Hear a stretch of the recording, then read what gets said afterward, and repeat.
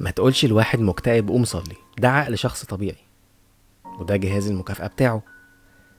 ده اللي بيحصل لو كل شوكولاتة، شاف فيلم، نزل الجيم، دردش مع واحد صاحبه.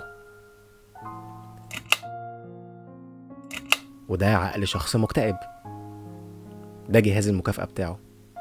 لو كل شوكولاتة، اتفرج على فيلم، دردش مع صاحبه، وهكذا.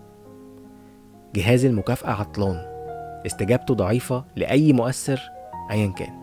وجهاز المكافأة مش بس مسؤول إن هو يفرز هرمونات اللي بتحسسك بالمتعة لما تعمل أي نشاط، هو كمان مسؤول عن إحساس رغبتك أصلا في عمل النشاط. ولما الجهاز ده بيعطل، مش بيبقى عندك دافع أو رغبة تعمل أي حاجة، لأن عقلك مقتنع إنك لو عملتها مش هتكون ممتعة أصلا، فالرغبة في أي حاجة بتروح. لما تلاقي حد مكتئب ما تقولوش قوم صلي بس والدنيا هتبقى تمام، ولا تعالى انزل اتمشى معانا.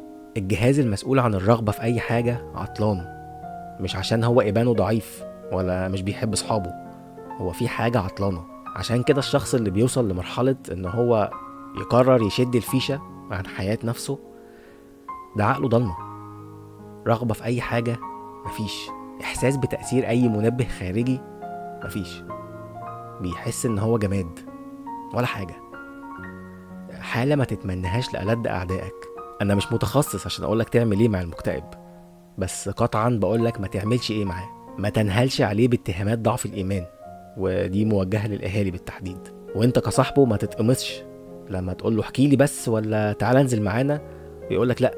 اعرف إنه مش طبيعي، مش هو صاحبك اللي انت تعرفه بقالك سنين وبيقعد معاك على القهوة بالساعات من غير ما يزهق.